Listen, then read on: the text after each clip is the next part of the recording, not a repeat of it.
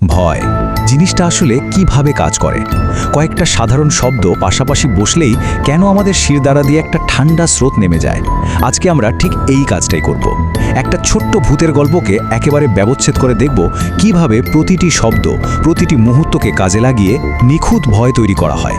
চলুন দেখে আসা যাক এই ভয়ের ভেতরে আসলে কি আছে। গল্পটা শুরু হচ্ছে ঠিক এইভাবে, খুবই সাধারণ একটা দৃশ্য, তাই না? একটা ছেলে, একটা ট্রেন, আর সময়টা মাঝরাত। কিন্তু একজন ভালো গল্পকার জানেন কিভাবে এই সাদামাটা ছবিটাকেই একটা ভয়ঙ্কর দুঃস্বপ্নের মঞ্চ বানিয়ে ফেলতে হয়, আর সেটাই আমরা দেখব এক এক করে। তো প্রথম পর্ব, পরিবেশ তৈরি। এখানে আমরা দেখব কিভাবে একটা সাধারণ জিনিসকে একটু অন্যরকম করে অস্বস্তিটা বানানো হয়, যেটা ভয় তৈরির প্রথম আর সবচেয়ে জরুরি ধাপ। আর ঠিক এখানেই গল্পটা প্রথম বাঁক নেয়। মানে দেখুন, মাঝরাতের ট্রেন তো ফাঁকা হতেই পারে, স্বাভাবিক, কিন্তু অদ্ভুতভাবে ফাঁকা। এই দুটো শব্দই কিন্তু মাথায় একটা প্রশ্ন ঢুকিয়ে দেয়, কেন? কি এমন অদ্ভুত আছে এই ফাঁকা থাকার মধ্যে? এটাই হচ্ছে হরর গল্পের একটা ক্লাসিক কৌশল, যাকে বলে পাওয়ার অফ আইসোলেশন, মানে বিচ্ছিন্ন করে দেওয়ার ক্ষমতা। ভাবুন তো, একটা জায়গা যেটা লোকারণ্য থাকার কথা, সেটা যদি একদম খাঁ খাঁ করে, কেমন একটা খটকা লাগে না? আমাদের ব্রেন কিন্তু সাথে সাথে একটা ওয়ার্নিং সিগন্যাল পায়। আমরা একা আর অসুরক্ষিত বোধ করতে শুরু করি, আর গল্পের নায়কের সাথে সাথে আমরাও কিন্তু সেই একই ফাঁদে পা দিয়ে ফেলি। ওকে, পার্ট 2, সাসপেন্সের খেলা। ভয়টাকে কিন্তু একবারে সামনে আনা হয় না, এটাকে আস্তে আস্তে দম বন্ধ করে দেওয়ার মতো করে তৈরি করা হয়। চলুন দেখি কিভাবে। ভয়টাকে দেখুন কিভাবে লেয়ার বাই লেয়ার সাজানো হচ্ছে। একটা ফাঁকা ট্রেনের চেয়েও অস্বস্তিকর কি হতে পারে? উত্তরটা হলো এমন একটা ট্রেন যেটা যাত্রীতে ভর্তি, কিন্তু সবাই একদম চুপ। আগের যে শূন্যতাটা ছিল সেটা এখন একটা অদ্ভুত দম বন্ধ করা নীরবতায় ভরে গেল। এটা কিন্তু আগের থেকেও অনেক বেশি ভয়ের। এই ভয়টা তৈরির একটা ফর্মুলা আছে, আর সেটা এখানে একদম পরিষ্কার। স্টেপ 1, ফাঁকা ট্রেন দিয়ে একা করে দেওয়া হলো। স্টেপ 2, চুপচাপ যাত্রীদের দেখিয়ে অস্বস্তিটাকে আরো কয়েক গুণ বাড়িয়ে দেওয়া হলো। এরপর কি? এরপর আসছে হঠাৎ করে একটা চাহনি, আর শেষে এমন একটা ডিটেল যা সবকিছু উলটপালট করে দেবে। আর ব্যাস, এইখানেই আসল খেলাটা শুরু।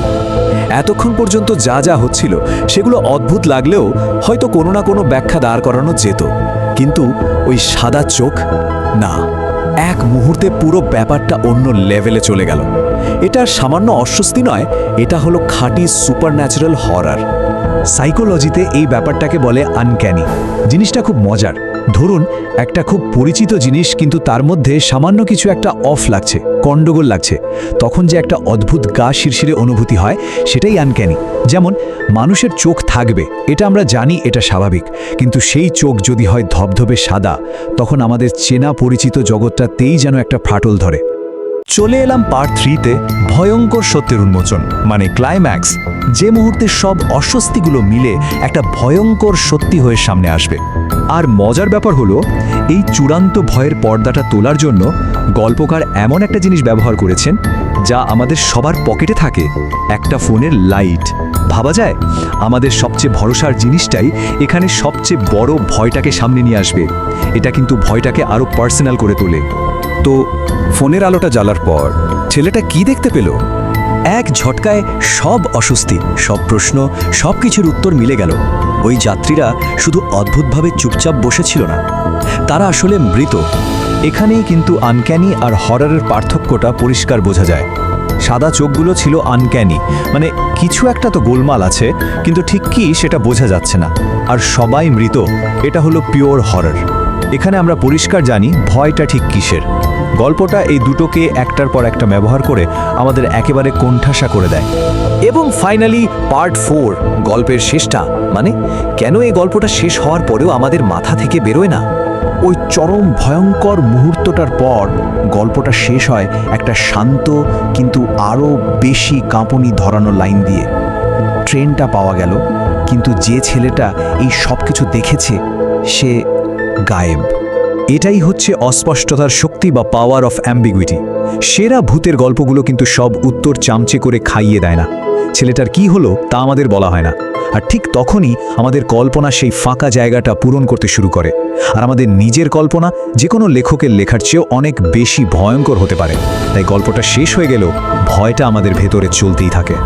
তাহলে শেষ প্রশ্নটাই এই থাকছে, একটা ভয়াবহ সত্য জানার চেয়েও একটা অজানা ভবিষ্যতের কথা ভাবাটা কেন আমাদের এত বেশি ভয় দেখায়? এর উত্তরটা হয়তো আমাদের প্রত্যেকের কল্পনার গভীরে লুকিয়ে আছে।